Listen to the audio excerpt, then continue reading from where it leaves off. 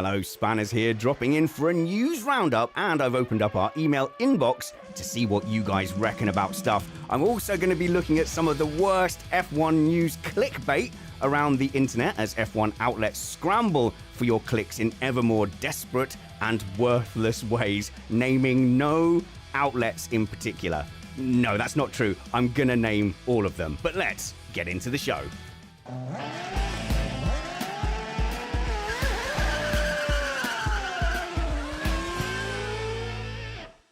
You're, of course, listening to Missed Apex podcast, and a bit of warning, it is going to be a bit of a Matt-heavy show. So here's Matt to Trumpets. Hello, Matt.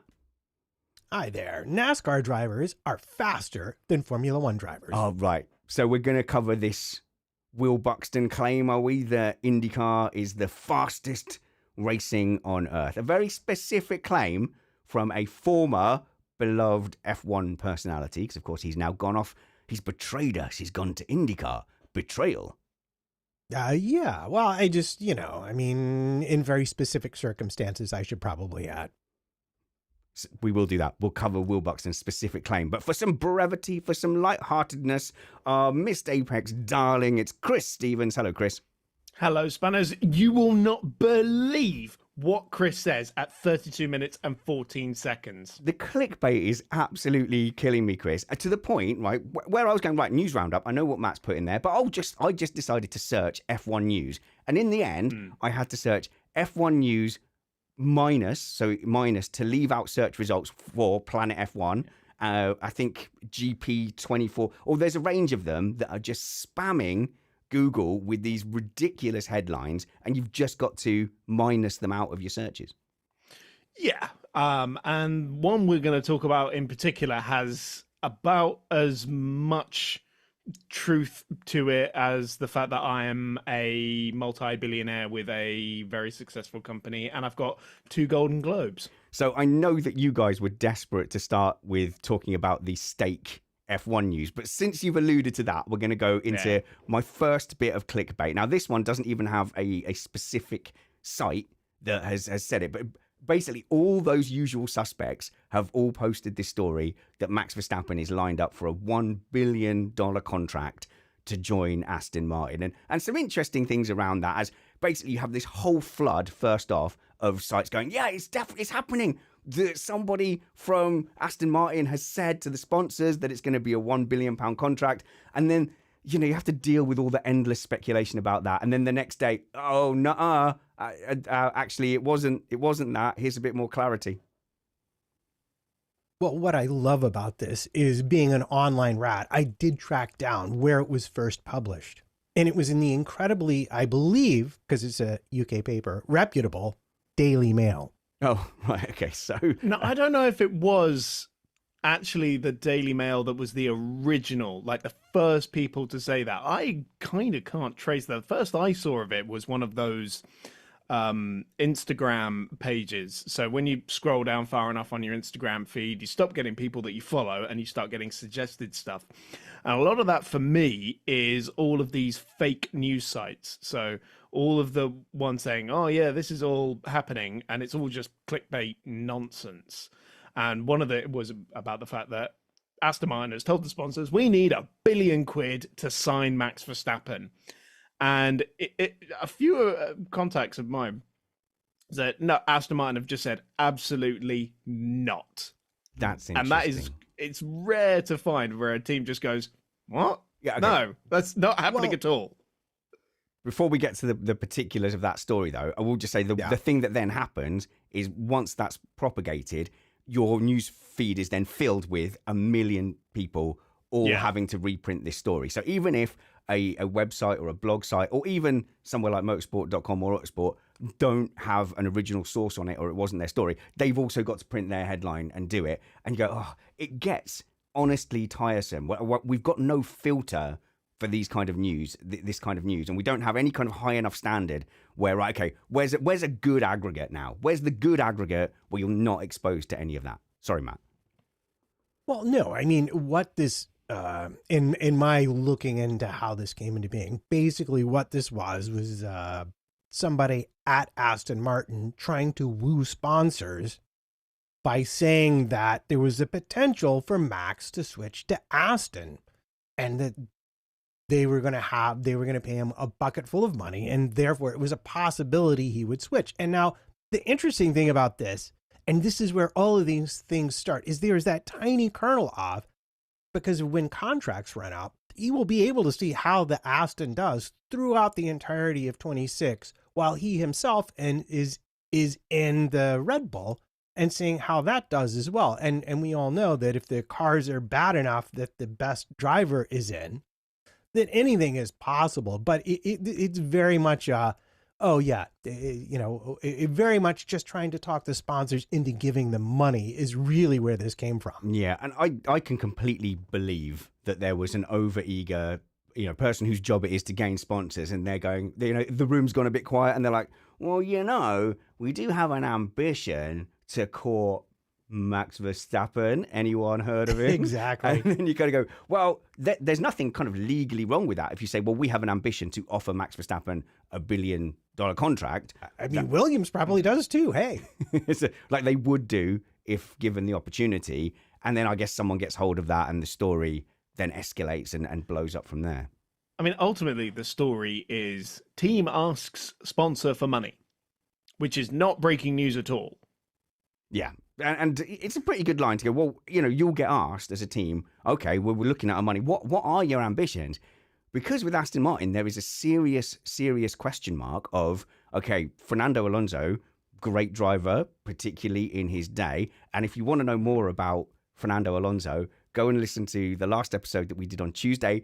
Me and Catman, looking back through Fernando Alonso's career, it's gotten really positive feedback on the YouTube comments, who are normally the first in line to set fire to our feet. But even the YouTube comments were happy with it. So go and check that out. And in fact, everybody has loved all of Catman's historic look backs. So I think Catman's been absolutely spot on with his research on that. And I deliberately go into it with as little research as possible. But he's been around for a long, long time, since 2001. So if you ignore sabbaticals, this is 24 years ago that Fernando had joined F1. And if you were to believe Mike Crack, that actually the gap between Alonso and Stroll wasn't as big as you think, the only plausible explanation for that really would be not a vast improvement in Lance Stroll's core ability, but the fact that Alonso, I think, is only a year younger than me. So I think he's 43 years old. No, maybe. No, I don't know. I'll look it up. But, 42, 44. Like no, he's not 44. I think he's not 44, is he? Yeah, I think he'll be age. 45 in 2026. There you go. And that is super old for a top athlete. And so everybody of sane opinion isn't putting Lance Stroll in that, top final 10% that you need to be a champion without the sky falling down. So I think that if you're an investor and you're looking at 2026, there are serious question marks over whether they have the drivers to deliver whatever package they have. So, it is sensible to kind of go, well, we are courting some superstars. Once they see how good our car is, even with a 45-year-old and Lance Stroll, maybe then Verstappen would want to go. He just might. They're going to have Honda. They've got Newey. They've got a lot of people. They got a brand new wind tunnel. And the thing is, the end of the 26 season sees a lot of very good drivers out of contract. So that will be a silly season for the ages. You can just mark it down in your calendar now. That's all we're going to be talking about. Yeah. You do have to wonder, it's down to Lawrence Stroll. Like, how much does he believe in the Lance project still? Or could you even go into 2027 and go, yeah, we've got a good car, but we haven't been able to kind of deliver. We haven't gotten the results. So we'll have Max Verstappen for 2027. And this is a Lance Stroll learning year again, in what I believe will be his 11th season in Formula One. And they'll still do it. They'll still, he's a great young talent. This is a learning year for him. I can see that situation still panning out like that. Well, certainly, I don't think he'd have any objection to Lance as his teammate, because he would not worry in the slightest about being beaten by him. So this is the question then. Would it be a good move for Verstappen? And it would depend on. So I think there's depends on the car. Okay, so to me, there's every chance that 2025 is a bit of a muddle for Red Bull. So we're not going into it with the same, unless something drastic happens to Red Bull over the summer, and you go with the amount of personnel they're bleeding, there is at least a non-zero chance they go into 2025 as the 3rd/4th fastest car, and it's McLaren and Ferrari competing for the championships. That's a possibility. I don't think that's crazy to think about, but there's a bigger possibility that you get to 2026 and Honda and Mercedes have that power unit sussed, and whatever Red Bull are packing doesn't have it sussed. And then in that case, Chris, it does make a bit more sense for Verstappen to look around. It's all about the gamble on the Red Bull powertrain's developed power unit alongside Ford, doesn't it? Because the current Red Bull powertrains is basically the one that Honda developed, Red Bull slapped their name on, and then got an engine freeze for. So Boo. they haven't really sort of built one from scratch themselves, so to speak. So that's a huge, huge question mark. And there is so much, I think, instability in the team in general, just because, like you say, the amount of staff they're bleeding, and they don't really seem to know how to fix their current car. They might nail the 26 chassis regs. And then, as Heraclea says in our live chat, it depends a lot on that new 2026 car as well. So all of this is kind of assuming that they're going to come out of the blocks with a good car. But Aston Martin now are in the promise phase, same as Williams, really. They've kind of staked all their pegs on, but when we've got Newey and the 2026 car, come on board, be excited. My problem with all that is that you can put together the world's greatest car designer and the world's greatest driver to go and do it, but it doesn't necessarily mean that you're going to then end up with the world's greatest package as a result of it. It's a melting pot, isn't it? It's all about how it sort of gels together. And I mean, there are team principals who could explain this concept so much better to me, but it isn't about the individuals, it's about the team. And so, there's a lot of noise about Newey and about this new wind tunnel facility and all the things they're doing, but are they actually going to make it work? Well, I think really, if we're talking about what's going to matter in 26, and this is from my discussions with Summers as well, it is all about the power unit in 26. And what I'm hearing is that it's really going to be about the partnership between your fuels and lubricants and your power unit. So there, I think Honda, Ferrari, Mercedes have to be where you look. I mean, how long has Petronas been with Mercedes? How long has Shell been with Ferrari? That's where the differences are going to be made, because that's where the most performance is. I mean, please understand that the power units we are getting in 26 are so much simpler than the ones we're getting rid of. It really has it has lowered the bar to entry significantly. So the areas that can be most exploited by these power unit manufacturers are in relationships with their lubricants, which you can go back and listen to our Tomac Young interview if you want to learn a little bit more about that. Oh yeah, search for the NASCAR episode. And how long those partnerships have been in place, because there the partners know exactly what each can bring to the table to make it the best. And it's all about the sort of customer teams as well, I think, because you sometimes have a situation where a customer team can have their own lubricant or fuel deal, and therefore they're not getting the best out of the power unit. I mean, McLaren, quite famously, were losing about a second a lap in 2014 when they were before the current Mercedes engine deal, before they went through Honda and then Renault and then back to Mercedes. In the first year of turbo hybrid, they had a different supplier than what the Mercedes Works team did. Supplier of fuel. Like fuel and lubricants and things like that. And they lost a second of that because of it, just from the engine. Yeah. So I think there's going to be a lot of stress to be like, by the way, it works really good with this.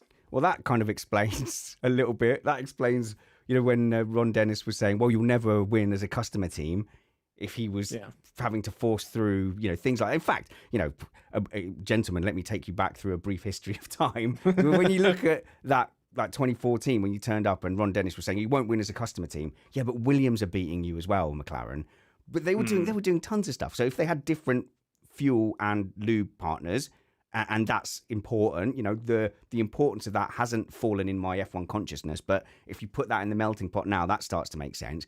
And the fact that they were rumored to trying to do a size 0 thing, and Honda that were was very, when Honda yeah. came on board, and they swept every single issue they had with the car underneath the carpet of Honda is rubbish, which of course what later we understood was complete nonsense, and actually Honda was incredibly restricted by what they could do because of McLaren's demands. Immediately proved when Toro Rosso and then subsequently Red Bull ended up using their engines. Well, this is it, and they worked really well. See, we forget this, that like Red Bull were able to use Toro Rosso as a test bed, and then we got a leak from Red Bull. And we were the first to announce that Red Bull were going to be moving to Honda engines, and no one believed us and called us all turnips. And then when it was proved true, everyone was just excited by that and forgot that we'd said it and didn't apologize for calling us turnips. And that's why I don't do breaking news anymore. Unless you want to give me some information to leak, then I'm more than happy to do it. But Honda then quickly have become recognized as a good modern Formula One engine supplier, and as complex as they are now, and as simple as Matt is saying they will be, it's the same kind of engine. The concept is similar. So I still trust that Honda, Mercedes, and more or less to the same extent Ferrari are going to come out with a competent engine package. I think it's really up in the air for the new guys still. The problem is going to be, where are you getting the regen from? Because one of the key methods of regenerating the energy, the MGU-H, is disappearing. That's the crucial difference between these two power unit cycles, and also the fact that there is so much more reliance on the electrical energy. It's much more of a 50-50 power split between the internal combustion and the electrical power. So you've got much more reliance on the power and way fewer opportunities to actually get that electrical energy. And certainly places like Monza or Austria, where you just don't really have a lot of braking, it's going to be a real challenge for the teams. And let us not forget, because we haven't mentioned them yet, that Audi theoretically is bringing a power unit. Wait. And I've been waiting ages to link to that from a Tim comment. So Tim Rudd in our Patreon Discord, which you can join by searching for us at patreon.com/Missed Apex. Thank you, by the way. We have had so many new patrons over the winter. It's unbelievable. And very few people have left us. So patreon.com/Missed Apex. It seems like people like being a patron, and we love having your support. It's literally the reason we're sat here over winter. 2 winters ago, I was taking part-time contracts over winter. Now, I don't have to change my schedule because I know people are still tuning in and supporting us on Missed Apex podcast. Anyway, so Tim says the Red Bull Ford power unit will be the worst on the grid. There's a case for that, except I would say, Matt, I think Audi has by far the biggest chance of being the worst on the grid. He has just added that into the chat. He said, I forgot Audi. No, guys, Audi is now 100% owner of Sauber. So clearly things are going to be amazing. Wow. I think with Audi, you have not only team challenges, because essentially the team has been parked in suspended animation for the last 2 seasons. And that's never good for a team's competitiveness, because we saw Haas do that and saw what that cost them. But also the reason you're talking about this, Chris, is because when Audi came into the sport, they were discussing having regeneration on both axles, the front and the rear. And no other manufacturer wanted to let Audi get front regen because of their experience in the World Endurance Championship. They thought it would be a big advantage for Audi, and they didn't want to let him have it. And then as a result, they said, fine, we'll throw it out, to just because the teams are now part of the decision making on this, which that's a whole separate argument we can have later. But then they looked at the energy consumption, and they looked at the cars, and they're like, wait a minute, we can't actually get enough energy if we just use the rear axle regeneration. So like this whole regulation set is off to just, well, yeah, they have worked themselves into this corner. That's all I'm going to say. Also, Binotto has been playing down the engine already, saying that we're going to be significantly behind. And that's if I don't know how much of this power unit even exists.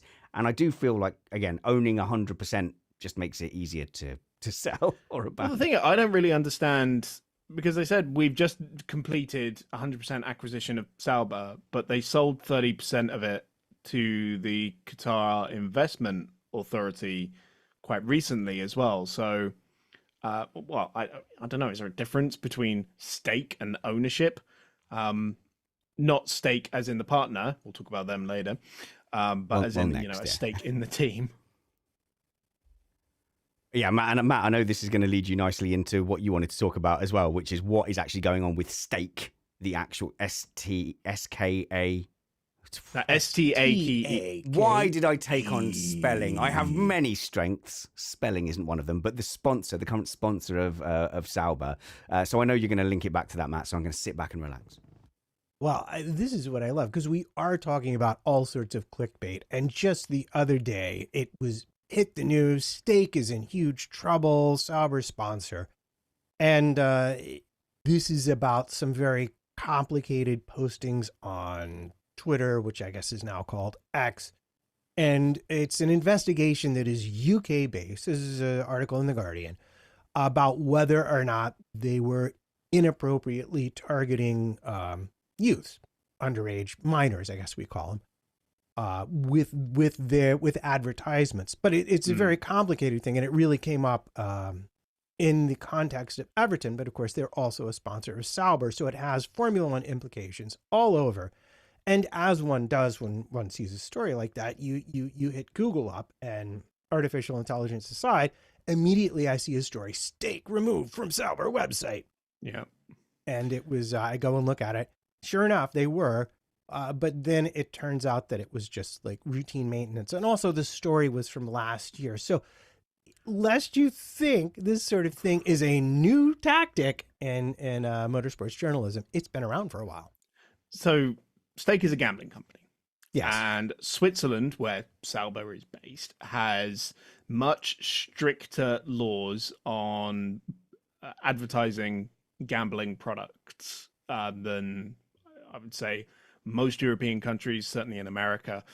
So obviously they were a title partner of the team last year, and there were issues, which is why we sort of saw in the last couple of years they would change the name from Stake Sauber to Kick Sauber depending on where they were racing. There were a handful of races where they weren't allowed to have tobacco sponsorship, right? Well, yeah, exactly. That was a whole other issue, right? I mean, there was a problem at the launch as well, because when they launched, I think it was a 2023 car, there was a problem with the launch because they said, well, you've just broken Swiss law by having your stake company on the thing, and you launched a car in Switzerland, you dingoes. But this new issue, it kind of it really irks me as somebody who's been in marketing, right? It's such a pithy and pathetic attempt at marketing where they just take a viral video, slap on a small little black banner at the bottom of it with their logo and like the website, and that's it. And so you're I'm 17 years old, I'm scrolling through TikTok, not in America obviously anymore, but scrolling through TikTok, and I say, look at that, it's a viral video, and then it's got Stake in the corner. Now I don't think that's going to generate anything for them. It's such a pathetic attempt, and it's just landed them in hot water. I mean, I don't know who greenlit this, because it sounds like a terrible idea. Well, there's our Stake sponsorship gone, Matt. Sorry about that. You're gonna have to sell the yacht. Rule number one of Formula One is never ask questions about where the money comes from. I think that's the moral of this story. It's like the sausage being made. You probably don't want to know the full truth about it. Yeah, this episode brought to you by Kick. Too many jokes just Rolodex through my head there, and I thankfully my BBC filter saved us. But I think that whole Sauber project, it does look like it's a mess at the moment. So Binotto reducing expectations, problems with the sponsor. I think a general feeling, a question mark on, are Audi prepared and or willing to be in Formula One. But there is some positive news for Audi, but I'll let Chris get a last dig in potential sponsors. Well, actually, I think that's why Stake sponsor P1 with Matt and Tommy and not us, Chris. That's why. Do they actually? I think so. Yeah, I think they sponsored segments with them. Yeah. Oh, okay, nice. Well, if you're a competitor of Stake, get in touch. That's always the way to go. Are there gambling sites that are targeting minors with dodgy viral campaigns? No. No, the goodies. The goodies, right? Okay. Just good ones, you know. Anyway, no, I think I was going to say what you were about to say, which is, of course, about Jonathan Wheatley, who's going to be arriving at the team a little bit earlier than expected, having been able to negotiate an early release from Red Bull. So he's going to be starting his job in, April rather than, August. See, now this interests me. Suddenly, Jonathan Wheatley, who has been absolutely crucial to Red Bull. I mean, think about that day in Abu Dhabi in 21 and how important he was to them winning that championship, is easily able to negotiate a graceful departure, get to his new team early. His new team being, of course, at the bottom of the Formula One barrel. On the other hand, someone who's had very much less luck is, I believe it is Courtenay, who was supposed to be going to McLaren as a strategy chief, and instead will be working for Red Bull for a whole nother season because for some reason they don't want him going to McLaren.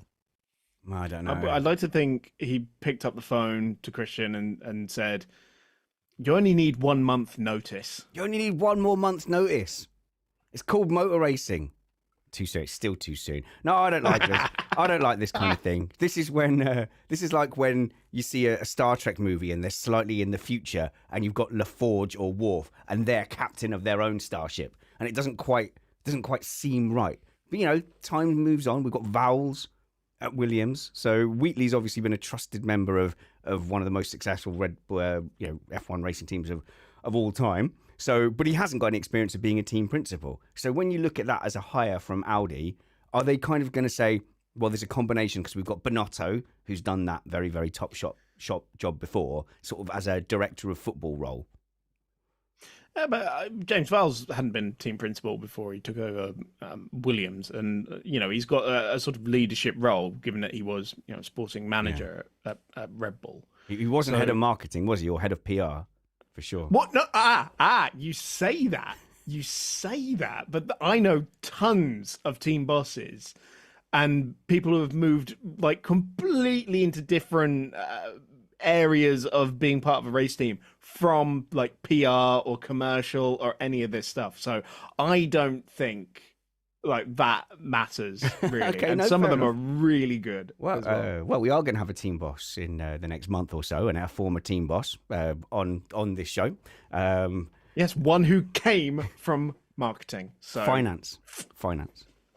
I don't know who you're thinking of. Oh, are you not talking about? Oh, okay. We're going to have two then. Hopefully. Oh, wow. Yeah. Oh, and on the network. So remember that Missed Apex is not just an F1 show. We've been covering quite successfully Moto GP for the last year. Kyle and Jules and Danny and Adam and the crew and Matt have been on there. And they've done a good job. It's a really solid, back to basics, good old-fashioned kind of pub chat review of all the Moto GP races, of which there's many. And then you've got the much better podcast crew that covers Formula E with me and Chris and Christina. Nicole's going to get back involved. Brad, very heavily into Formula E as well. We won't talk about the ratings. It doesn't matter who's got more. I was going to say, remind me of the numbers again. No. It doesn't matter. We're moving on. It's too late.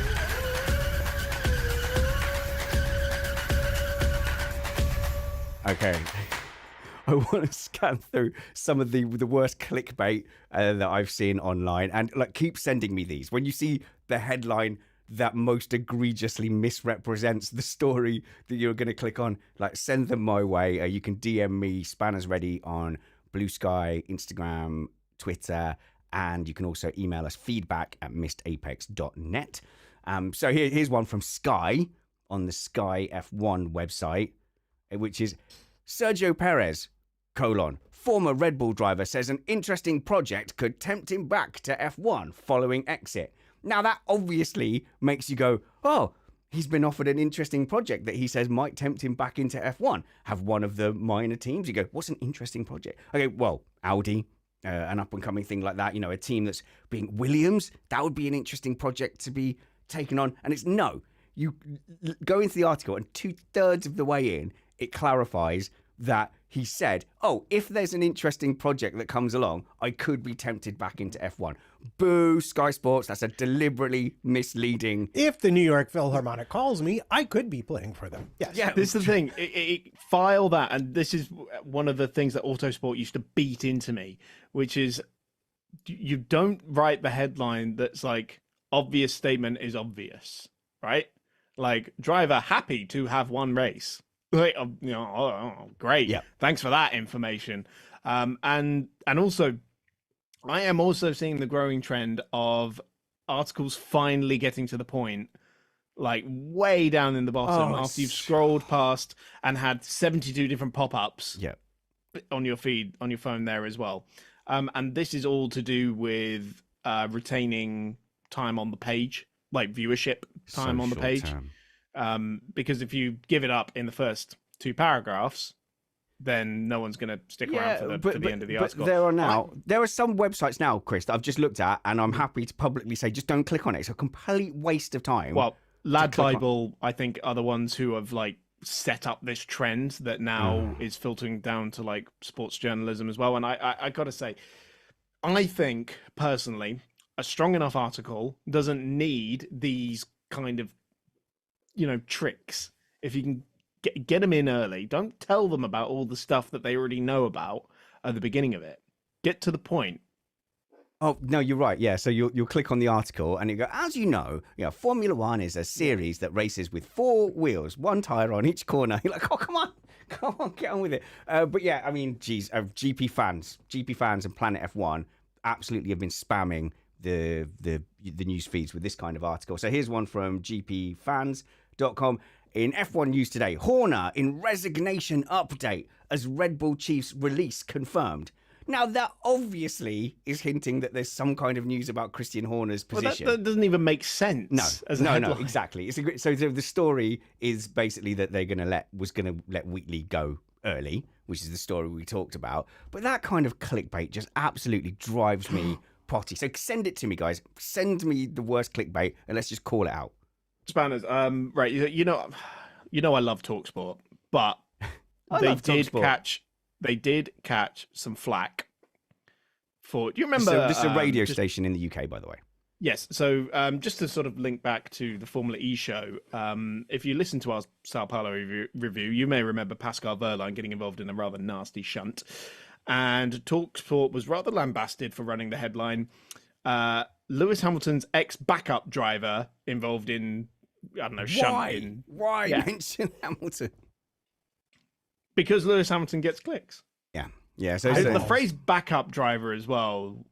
I mean, this was clearly this. So there's a misconception. I think the journalist does not write the headline.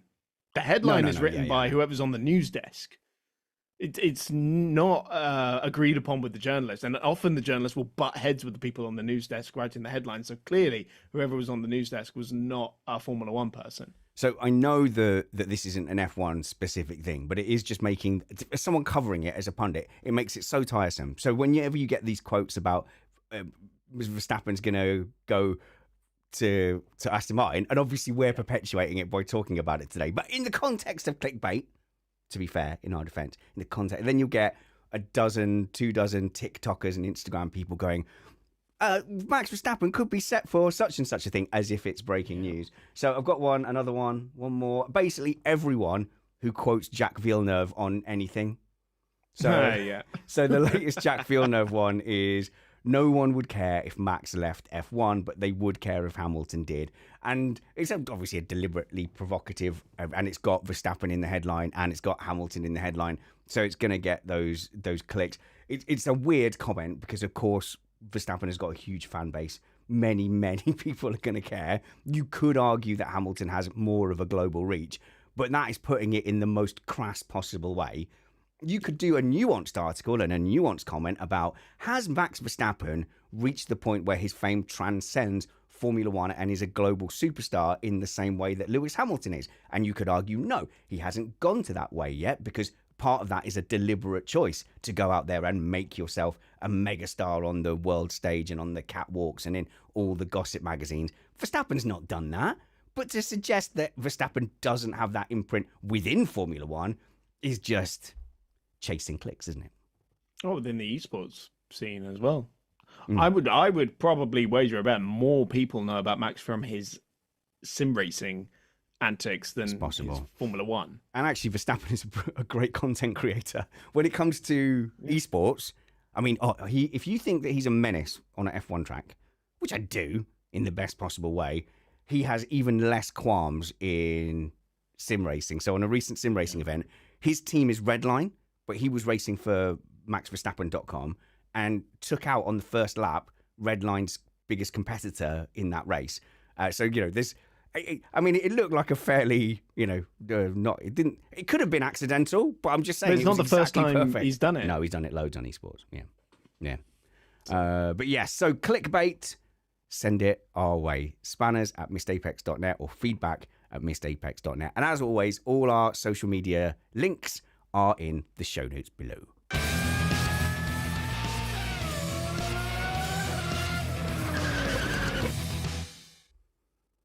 What's the fastest racing series on Earth? Will Buxton says that he's delighted to repost the rumours are now, in fact, the rumours are that he's been nabbed by IndyCar away from F1 TV. If you don't know Will Buxton, I mean, he used the Drive to Survive guy. I said to him when Drive to Survive guy, I said, you're the Drive to Survive guy now. And he went, because he's been quoted over and over again for Drive to Survive. The whole the meme is, if you do the fastest qualifying lap, that means you start at the front. If you start at the front, that means the other cars are behind you, that kind of thing. And what they were really getting him to do was boil down Formula One to its core elements so that new fans could quickly catch up. But of course, that caught up and became a meme. And he's a great presenter. He was great on F1 TV as well. And something I really loved about Will Buxton was every piece to camera, every bit of presentation was a performance piece. It wasn't I'm delivering the lines. It wasn't let's get to the next cue. It was I am owning this bit of space and I am presenting to you what I'm trying to deliver. And it was something that F1 didn't have anywhere else from a presenting point of view. So, personal opinion, it's a massive loss to Formula One and a huge gain to IndyCar. But we are going to spend the next 10 minutes or so slagging him off because he said, mark your calendars. It's 6 weeks until I get to present to you the fastest racing on Earth. Is IndyCar the fastest racing on Earth? So, spanners. I love this because we got in a bit of an argument. Yeah, and I said stop arguing now. Let's wait. Let's wait till tomorrow. Exactly. So we're going to have it out on the show, right? Because obviously there are many caveats to this situation. But when IndyCar is describing itself as the fastest racing on Earth, what we're generally talking about is their oval racing, because when you go to the Indy 500, you watch them do average laps at over 230 miles an hour, whereas a Formula One car very, very, very, very, very, very rarely will do 230 miles an hour in a straight line for half a second before the engine blows to pieces. And so when we're talking in this sense, IndyCar is the fastest racing on Earth. Obviously, Formula One is considered the fastest racing on Earth in lap time. But if you were going to boil down all those sort of categories that it needs to apply to, it's like, well, Formula One is the fastest fastest lap times in circuit racing in the world. Yeah, and top fuel dragsters are the fastest in a straight line. And, the space shuttle is even faster when it leaves the Earth's orbit. Well, it's not racing another space shuttle, though, is it? It's not. The qualifying space shuttle runs were pretty good, but let's see what they can do. Let's see what their orbit pace is.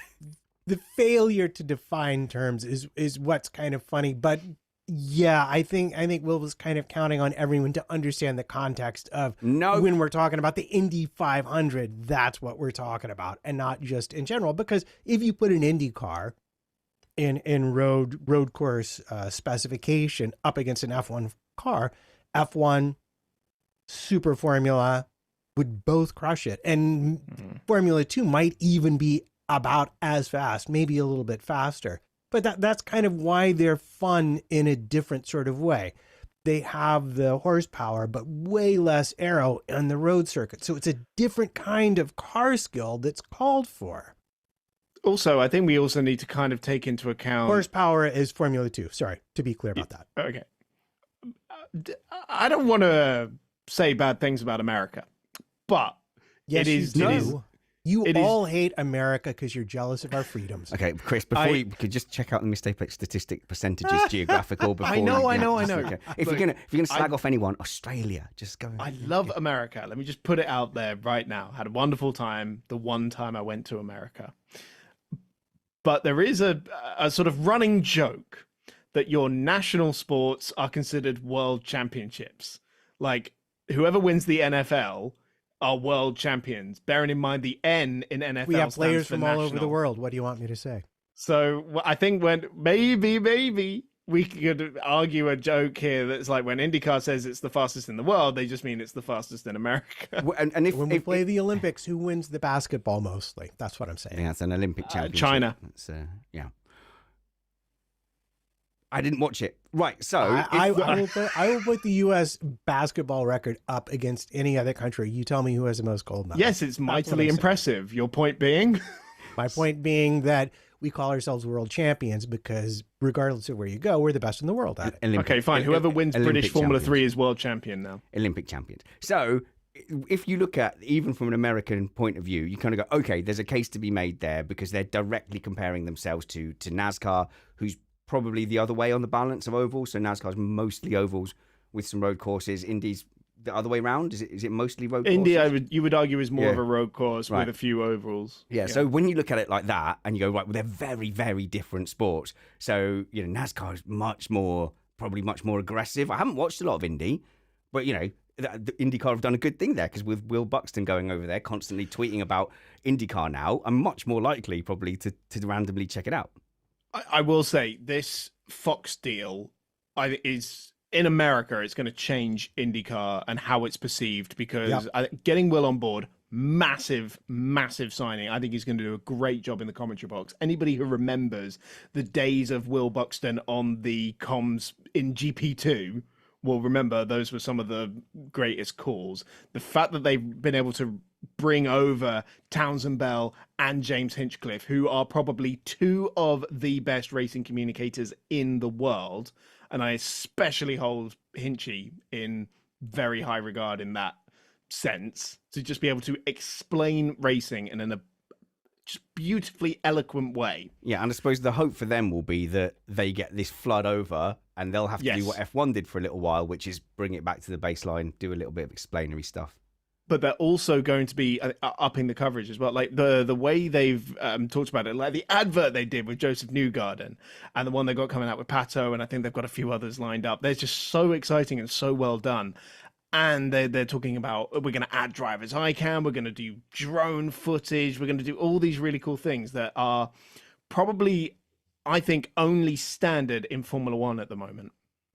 And so they're revamping how the coverage is going to work, and I'm really excited to see how it's going to end up. Okay, so from what I have caught, so I saw a little bit of not Bell Island. What's the one, the road course? Narrow it down, Spanners. There's a lot of them. In Detroit. No, it's got Long something in it. Long Beach? Oh, Long Beach. Oh, yeah. I think I saw a race there. That used to be a Formula One circuit. Yeah, and it looked like carnage and not big enough really for a Prime Motorsport series. I think it's not great these days, but they run IMSA there on the same weekend as well. And I think it's a great track. Absolutely love it. Ultimate street track. So from the little I've seen of it, on the surface, it doesn't look like a better product than what Formula One is offering. And so they would probably point to the fact it's a spec series, so you can look at driver skill more, you're going to get more different winners. But to me, a lot of the magic of Formula One is wrapped up in the fact that you've got teams competing against each other as well. And the drivers might not be competing in the same way race to race, but they are playing this kind of career game. And I've long said it, and I will keep repeating it. F1 is not something that you can judge over a weekend or even a season. Formula One is judged over the course of eras. And that is because, if you play a Formula One game online, it's never really about, the specific race. It's about your place in the team. So a lot of the F1 games is all about your contract negotiations and working your way up the ladder, because it is such a career game. So I do think that Formula One is currently looks and seems like and has the history and wins in most metrics and seems to me like the better overall package. But I'm going to address some of the specific speed claims in a moment. But yeah. So just to kind of comment on what some of the things you said there, it's a spec series in terms of the chassis. There are 2 engines available, the Chevy and the Honda. You have teams that have certain affiliations with one of those manufacturers. But to just say that, anyone on the grid can win, that's false. There are teams that are better than others. The same way we see it in Formula 2 and Formula 3. Especially in Formula 3, you only get the same 2 teams winning generally. And so this is where I think if you are just casually dropping in on something, you're never going to fully appreciate those nuances. You have to get in and learn about it. And it's the same with Formula One. It's the same with rugby. It's the same with football. It's the same with any sport and any variation, any version of that sport. And so when you get in and you realize suddenly oh my God, this Junkos Hollinger driver is suddenly taking it to the Penske's. That's unbelievable. These guys are the best. And there's all those different elements. So as well. My original point was if you're making that point to an American audience and saying, yeah, it's the fastest racing on earth. Chris's point is well made, regardless of how well the basketball did at the Olympics against nations that don't really play basketball or don't play it professionally. There is that American habit of it's fast racing series on earth. It brackets the US. America. And so they can make that claim really against NASCAR. That's fine. NASCAR's got its own things. But on pure speed on ovals, the record, the fastest official lap recorded at the Indy 500 was 237 miles an hour, set by Arie Luyendyk in 1996. And so Luyendyk. I said that. Arie Luyendyk. Matt, we're saying the same thing. You've just wasted your time there. Thank you. Luyendyk. Yes. Was what Sorry I about said that. originally. Well, that's pretty fast. The fastest recorded speed for a Formula One car in a Grand Prix is by Chris. Do you know it? Valtteri Bottas. You're clearly reading the notes where I wrote it down. Valtteri you Bottas. gave them to me. Can I just say, Arie Luyendyk has a corner named after him at Zandvoort. God, I was so driver. far off that pronunciation. But anyway, Valtteri Bottas in the Mexican Grand Prix with the Williams in 2016. He actually went faster, I think, in Baku. This is the thing. This is an official one, isn't it? I seem to remember the one in Baku. And didn't Albon do 375? Qualifying's in Vegas. A practice session, though, isn't it? It's not. No, I think he did it in the race. Oh right. Well, in that case, that's. But some of these are unofficial. unofficial. Sure. But put it this way: it's slower than the IndyCar record. Yeah. As I'm making my case, going down my statistics, so 231 is lower than 236. But hang on, let me just get Rachel Riley to confirm that. I think we need to check the math on this one. The fastest top fuel dragster is the funny cars, and that has reached speed, and that is racing because you're going head to head, and it's a knockout format. Is 340 miles an hour. So if you want to say you're the fastest racing on earth, and you're talking about top speed, which seems to be the only claim that could hold up here, you're wrong, William. It is the funny cars, I think. And also I found hydroplane racing, which I don't really know a lot about, but it's where you're basically bouncing along the top of the water, and they have a top speed of 317 miles per hour. But I couldn't confirm whether that was in a competitive race. No, miles per hour. That's what it's saying here, miles per hour. And then the Red Bull Air Race, which is a race because it's a time trial, runs at 265 miles an hour in the sky. Okay, so what we're saying, IndyCar is the fastest racing of cars that occasionally have to go around corners in the world. Yes, right? They're the fastest on undedicated circuit racing. That's an easy win for them. Okay, yes, but my favorite one of these Spanish, I think you like this one as well. It's the Formula E claim, which is we have the fastest accelerating single-seater in the world. Yeah. Which is like, you want to say the fastest, but you don't actually know what the top speed of your car is. Oh, Matt, this reminds me of the iTunes categories used to go all the way down. And we go, what? We were number one this week in fun family shows subcategory. Family save shows, sports, motorsports, F1 have 2 or more people on. Yeah, but even with like our parenting podcast, we were just like, oh, look at this subcategory on. And even though we had 60 downloads, like, we're number 12 in Hungary. Specifically in Hungary. Okay, here's the killer stat. If you really want to try and make a claim that it's the fastest racing on Earth, it's completely destroyed by the comparison laps at Circuit of the Americas, where I don't think IndyCar even had to stick to track limits. But the IndyCar's fastest time around there was 1 minute 46. Whereas F1 was going around in 1 minute 32. Now, that is a 14-second gap. That is a huge gap in class. So I'm not doing down IndyCar. I'm just saying the claim that it's the fastest racing on Earth is It would be closer insane. in Monza. It would, but also longer straights. I think any driver will tell you as well that IndyCar, despite being 14 seconds a lap slower, is a far greater physical challenge, largely and almost exclusively because IndyCar does not use power steering. Oh, and I'm absolutely sure that wrestling a bear naked would be a far greater challenge than either of those things. That's not really comparable. We're talking about what's the fastest out-and-out racing and what is. I just thought I'd add that in there. Yeah. Don't wrestle a bear naked. At least wear shorts. Yeah, and until when it's not fun anymore, stop wrestling a bear. When the fun stops, stop wrestling that bear. I know. Sorry to mock. A very serious. I had a high school teacher who beat the bear. Nice. All right. For real. Right. I'm just going to move on in case that's a euphemism. But we've got a few more news stories coming up now.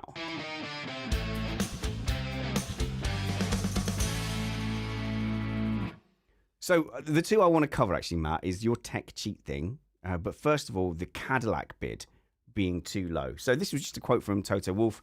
I'm not quoting where I got it from because I'm sure that wasn't the original article. That says the compensation fee that Cadillac are paying, which is currently set at $450 million, is too low. It does not make up for the direct loss in income. And that is pretty interesting because I think that's the first time that I've seen it confirmed what Cadillac are going to be paying in the so-called anti-dilution fee.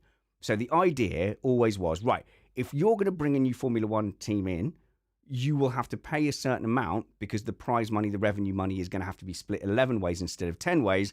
Therefore, you will have to pay $200 million to join as a new F1 team. And I remember at the time, $200 million, it seemed like a lot. It was an eye-turning amount of money when they brought that in, maybe 8 years ago. You go, $200 million before you even built a car. That's ridiculous. Bought a factory, anything. You're never going to get teams coming in like that and go, yeah, that's the point. They don't want new cars coming in. Of course, the game has moved on now where it seems a little bit like Dr. Evil in Austin Powers, where he's going, to buy a new F1 team, you'll have to bring in $2 million. And about 8 people went, yeah, $200 million. Yeah, brilliant. Right, we'll turn that into $1 billion soon. So yeah, you had loads of people lining up with bids to enter a Formula One team suddenly because the value of F1 teams overtook that dilution fee way quicker than they could change the regulations. So I always thought the whole objection to Andretti coming in was, oh turnips, this dilution fee is too delay it. And they even said in the rejection, this isn't stopping them applying later brackets when the dilution fee is due to go up to $450 million.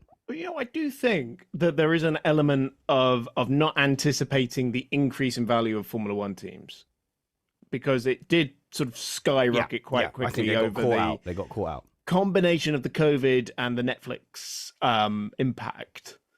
Definitely suddenly these team values just sort of skyrocketed and they went, oh god, they got caught out. Really gone up quite quickly, isn't it? But I think that confirms what we were saying, Matt. They wanted the dilution fee to be higher. That was the main thing. Yeah, they did, and just to go all the way back to the beginning, the Andretti Cadillac bid was originally going to buy Sauber, and then the owners of Sauber decided they were worth more money, and so at the very last minute. They tossed him. And at that point, probably the lawyer said, oh, hey, Just buy it. You know, it's actually less expensive at this point for us just to be a new entry than it is to buy a team, because it was. And they probably made a few phone calls to some of their friends. And the next thing you know, the FIA process is opened up. They win with their bid because obviously they've got GM on their side. And doesn't Formula One want more manufacturers in the sport? They're permitted in. And then Formula One says no because the teams are all like, which is exactly what they sounded like in the meeting. Sound. I'm told by people who were there. A source exactly close what to they the meeting like. said. It's fine. What I'm saying here is that the arguments all assume the worst about the Andretti entry, about the GM entry. But the obvious thing is to make the entry fee relative to the amount of money that Formula One earns. And I think we might see something like that in the next Concord agreement once it is signed. If it is signed, if in fact, well, I don't want to preview drama that I'm not privy to, but we you know, I think we're getting back to dramatic times in Formula One when it comes to who exactly is running the sport. So I'm very curious to see what occurs this season. But I think Andretti himself, Michael, was a problematic figure for a lot of people in the paddock for whatever reason. Don't know. I don't know the man personally, but it seems like to me that was also a big part of making this deal happen. All right. Well, before I do my listener question that I was going to address, or mailbag comment, do you want to go through your check tech cheat thing? Oh yeah. Well, so this is a little fascinating thing. That both Red Bull and Ferrari were very irritated with the FIA about, because do you remember all those flexi front wings that we heard about beginning of the season? Well, it got reported to the FIA.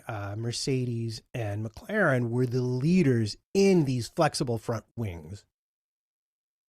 And they said, well, we think this is illegal. And the FIA said, okay, fine. We'll look at it because we've reached that point in the regulation set where everything your opponent does that you don't like, you just automatically say this is illegal and send it to the FIA. Yeah, it's not going to get outlawed. Yeah. And they took 3 or 4 months before they came back and said, well, you know, we thought about it and there's not really anything we can do about it. So it's fine.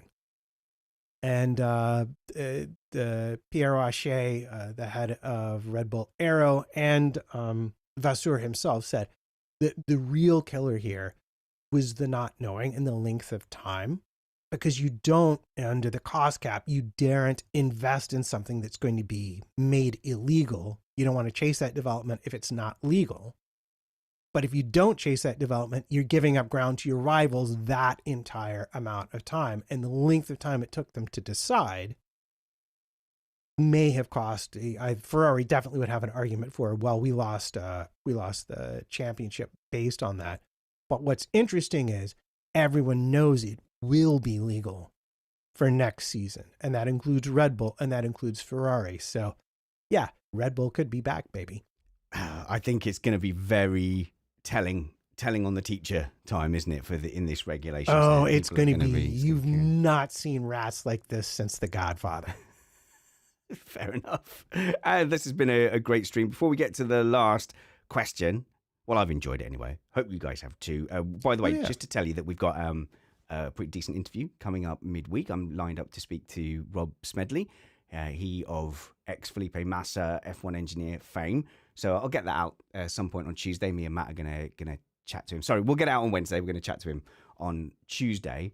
And then we will also just come back in for another kind of newsy thing. See what else the clickbait generator has thrown up by next Sunday. So yeah, we're doing it like mini content during the week and these shorter streams on a Sunday. But go and follow Chris Stevens.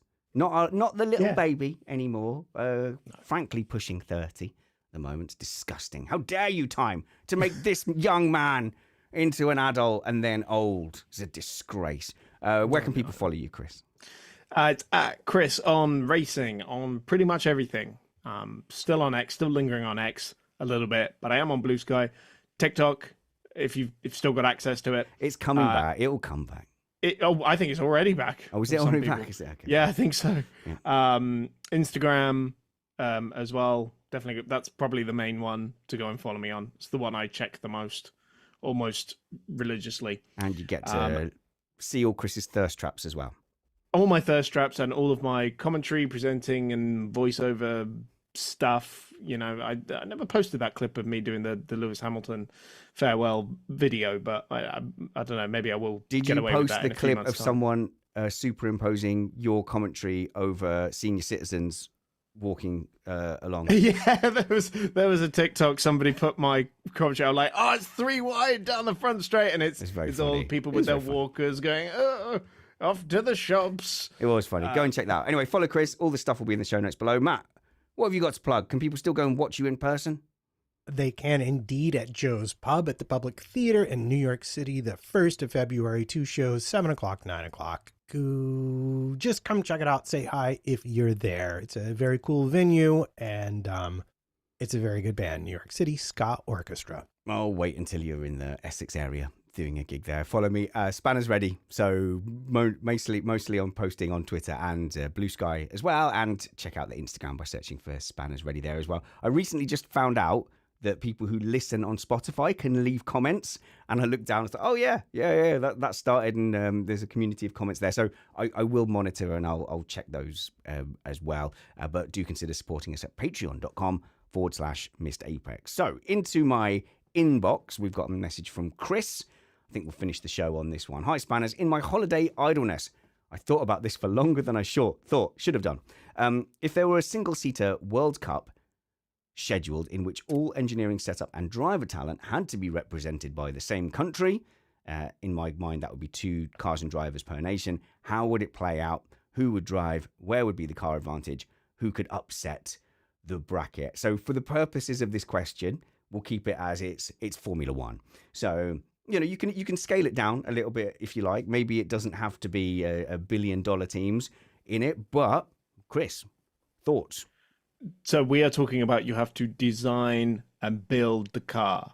Every single team is going to be set up with people from that nation. And so for the purposes of this, I know in sport, the UK does split up sometimes into the 4 nations, but no, it's the United Kingdom of Great Britain and Northern Ireland. When because we're talking about global sport, aren't we? Yeah. You know. So, sorry, Matt, America, United States would only count as one nation, one of many nations. And no, you can't annex anyone. Keeping an eye on you lot. No annexing. So some people, when we're talking about a sort of Motorsport World Cup, some people might immediately think of A1 Grand Prix.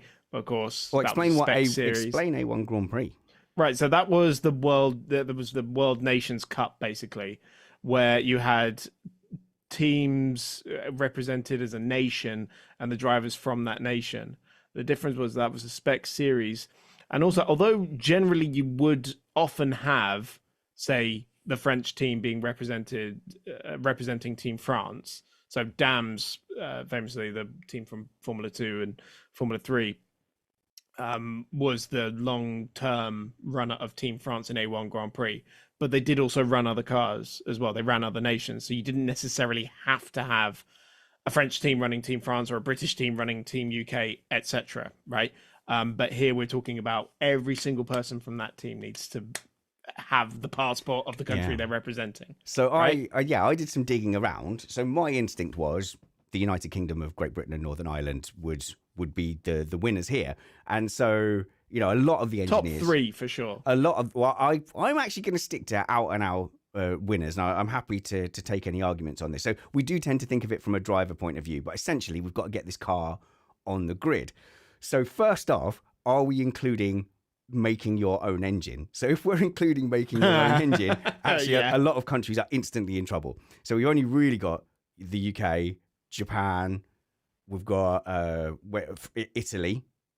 So really, is that the only 3 countries that are producing power units at the moment? Germany. What English firm makes their own engine? Because Brackley is owned by Germany, my friend. Well, it's in the UK, so it's staffed by British engineers. So we're talking about so we can claim Dallara because they have an office here? Well, who are the people that are operating that? So if you are saying that there's American people making Dallara chassis, then the American team has a chassis. But the people at Brackley is overwhelmingly UK.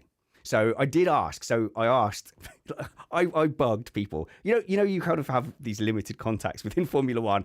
I abused a lot of them to get answers to this question. And I specifically asked about the Brackley one, saying, is that a German engine? It's like, no, that is a British engine made predominantly by British people. But if you could guess, what is the percentage of engineers that are making F1 cars that are from the UK, Chris? What would you guess? Oh, in Formula One specifically? In So Formula this is a One different question specifically, to what we're Oh yeah, because I trying to suppose, answer, you know, actually. This yeah, has you could- nothing to do with the actual question that's been asked. But No, yeah. you could obviously in this scenario, you could go, right, let's get your IndyCar designers to come in, but they build a spec car for, or that chassis is spec. So it's like we were talking, Yeah, do you know, but the specs are designed. But anyway, go ahead. But they're not designed to compete against anyone. They're designed to make a good racing series. We were talking to the designer of the Gen 7 car in NASCAR, and he was like, yeah, you could build this really super expensive car, whatever. But once you settled on a design that works, why make it more expensive? Right. So we're talking about a prototype series here. Yeah. Okay. Right. So percentage of British engineers and mechanics. Yeah. Let's go for engineers and mechanics. Yeah, Because obviously there's an awful lot of stuff these days that aren't engineers and mechanics. not the in people Formula who One are teams. booking the hotels. No. I'm gonna go for a solid 80%. Interesting. So I went for 85%. That was my guess. Would you have a guess, Matt? I know the answer. I would have gone 75%. Yeah, that's interesting. But can I explain that? So we know that, what is it, 7 of the teams are based in the UK? Yep. Despite having licenses for, obviously, you know, the German national anthem plays when Mercedes wins, but they're based in Brackley. And it's almost the same with Haas because they're based in Banbury. The only ones that aren't are Sauber, Ferrari, and VCARB. Yeah. So, so in particular for this stat, it was mostly speaking to Mike Caulfield, but I did get some other inputs as well. So Mike said if you go back 10, 15 years ago, you might have been more correct with those figures, but a lot more nationalities have come into Formula One now, especially as the popularity has increased. So he's putting UK at around 65% of that would have been my second guess. Yeah. But here's the interesting one. If you combine UK, Italy, France, and Spain, it's 85% by I would have gone a bit estimation. higher, really, because I think there's a lot of French engineering talent. Yeah. But I would if we're gonna have the original question was with like the World Cup of Motorsports, obviously you're gonna have the UK in there. Obviously, France is gonna put up a good show. Japan would, I think, surprise a lot of people, because I think often what people don't get, and what drivers who go to Japan to race, and then when you get Japanese, you know, staff coming over to Europe, and especially drivers as well, it's the language barrier. But if you just put Japanese drivers in the Japanese team with Japanese staff, then everything's going to work out all nice and fuzzy and peachy. America would be. Oh, look, America can build a race car. America can build engines. So if it's the thing is, what America don't have is the kind of F1 prototype series on a big scale. So the current, no, the closest thing they have is IMSA, probably, because obviously Cadillac are making a prototype race car there on the same scale as Formula One. Okay, so had I said there was no prototypes in America, yes, I understand that would have been incorrect. But I think if we were to talk about an F1 prototype type series on that scale, I think the Europeans, those 4 nations we've made right now, would have a massive, massive advantage. So the longer you left it, you know, so in 2028, America will have an engine. Yeah. Well, I think this is real simple, and all goes back to the first email in which the series was only defined as single-seater, and it hasn't escaped my attention that there's only one driver in a NASCAR, for example. And have you ever seen Outlaws? But really, the answer is always the answer.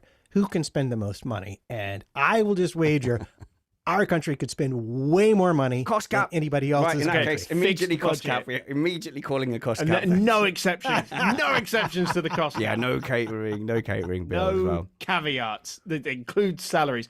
Oh, by the way, I forgot. And Steve will be very angry at me that we haven't said this earlier, but Australia. because Australia's got a huge motor racing scene. Yeah. They are. I mean, their supercars, is that the biggest one out there? Like, Yeah, Supercars is like supercars. the headlight. It's like the equivalent of like British touring cars, for example. But of course, there's all those huge support series to go with it as well. They've got their own GT series now. Obviously, the Bathurst 12-hour, one of the best endurance races in the world. So I reckon if you took the cream of the crop from the Australian racing scene and you put them in a sort of World Cup, they do really well. Okay, so I'm going for. I think let's give everybody 10 years to catch up in this series. I'm going for the United Kingdom is going to win this thing, and then I think close behind you're going to have Italy, America, Japan, and then France. That's what I'm going. That's my top 5. Brazil. Ooh, I don't know about top Brazilian 5 engineers for are there? Brazil, but they would be pretty stellar. They'd have the best fans. They'd have the best fans. They'd probably be the ones with the biggest budget as well. I think Not that you could spend the interesting it, thing here is none of us have felt tempted to go into drivers and saying which country has produced the best drivers, because it's an F1 style series. So we all kind of go, right, okay, that's where the engineering side comes from. We accept part of the magic of Formula One is that there is this mystery of the car and who can produce the best car. So why don't we boil it down a little bit more to an IndyCar style setup? If we want to say out and out spec series, then which current country is going to have the best driver lineup, or So would produce one in the all next? The Yeah, I cars think let's not talk about the drivers that are existing now. Let's look forward to a future time in 10 years, because that says more about the nation as a whole rather than the individuals. Do you like that, Matt? You like that? You like that? You like the way? Okay, so if we're talking about a spec series as well, and we're not talking about any particular, we're just talking about the best engineers in the world that are running all these cars, Yeah, like that's right. one Yeah, entity. Yeah, they've just one made, entity. They is just running made all the these cars. best possible race car from engineers And around it's the world. as close to all about driver performance that we can possibly do you know get to. It's as close to parity as every rental car track claims that their rental cars. all that, but reality. Claims. Okay, Claims is the a important word there. non-fictional version of that. Yeah. we can't, like, this is going to sound like British bias when we say it, but it will be the UK who has, again, will bare minimum be top 3. Top 3, yeah, I'd accept that. But at the end of the day, nations with the biggest population have the biggest talent pool. Depends how and if popular. it's that kind of an important thing, Yeah.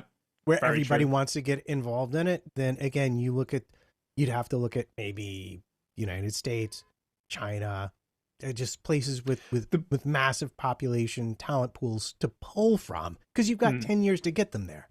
What I would, so if the fact that we've added this whole like in 10 years time thing, the racing scene in China is really growing. And it probably only really kicked off like when Formula One first went there, because suddenly then you got manufacturers who were starting to sell cars there, and then was like, hey, do you fancy racing one of our cars by any chance? And then suddenly the scene starts to grow from there, and it starts expanding into other territories.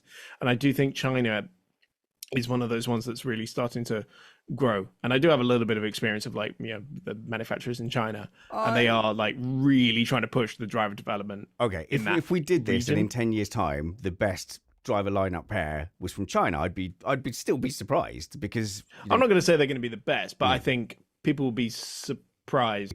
But if you look at the the churn of British talent that comes through, and the fact that drivers from other nations come to the United Kingdom because that's the hotbed of driver talent. But if you want to talk about where drivers go, Italy.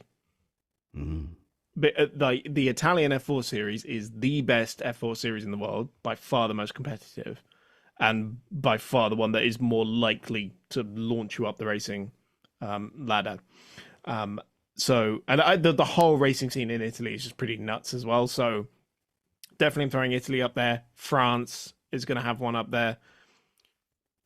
And Germany, I'm actually going to put slightly lower down the list, because hit and miss. It's not I mean, they've lost their F4 series for a start, and I don't know. Like you can talk about German touring cars, and you can talk about like the all the ADAC series. how many German drivers are actually filling those seats, though? You know, how many of them are young and upcoming, and start? I mean, maybe there are a few, and I can't just think of them off the top of my head. But there's, I feel like the talent push, the young talent push, is kind of lacking there compared to other countries at the moment. So, I would go so far as to say that there are countries in Asia that are more likely to push further in the next 10 years. I think you're more likely to see like Thailand, for example, start pushing furthermore.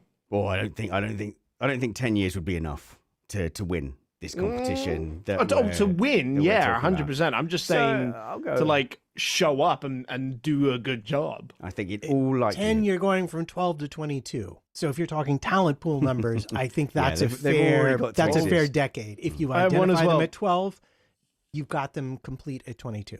I'm gonna shout out one driver in particular from Sri Lanka, who I think claimed the first ever Sri Lankan single-seater win in the world, of like a Europe, a continental championship or something like this. And Yevon David, and I commentated on him earlier in the year, and I think he should go into this pool of drivers. And I think you can always point to one, but I think we're talking more about the weight of talent pushing through, the chances of a Brit or an American top line driver in this or an Italian driver but Sri Lanka gets one, right? Please, we get one. I think it's a really interesting topic, which teams would do well in motorsport. We've definitely looked at it, which nations would do well in motorsport. We've looked at it specifically from a Formula One point of view, so I think that will give it a European bias.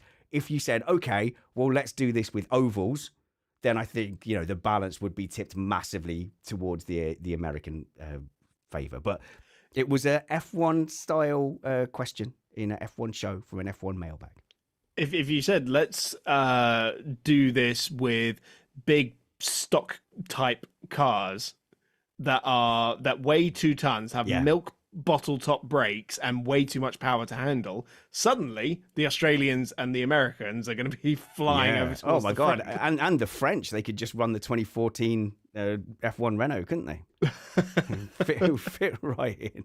Excellent. Thanks for this, guys. Thank you for joining us in the live stream. We'll upload something for you midweek, perhaps Wednesday, catching up with Rob Smedley if that all goes to plan, and we'll tack on a little bit of commentary there about, I think, the general state of young driver finances into Formula One when we get a bit of an expert opinion from Rob, who's also going to talk on that topic too.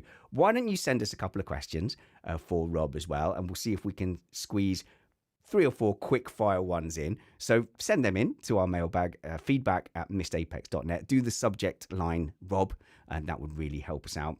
Or fire them in the Patreon Discord as well. Until we see you next, work hard, be kind, and have fun. This was Missed Apex Podcast. I even pressed the button there, but then I pressed it an additional time because I had a moment of doubt that I'd done it's like, no! It's the wrong button. I should have trusted myself more. 2025, going to trust myself more. In career news, I'm doing everything exactly the same as I did in 2024. Because I fear change.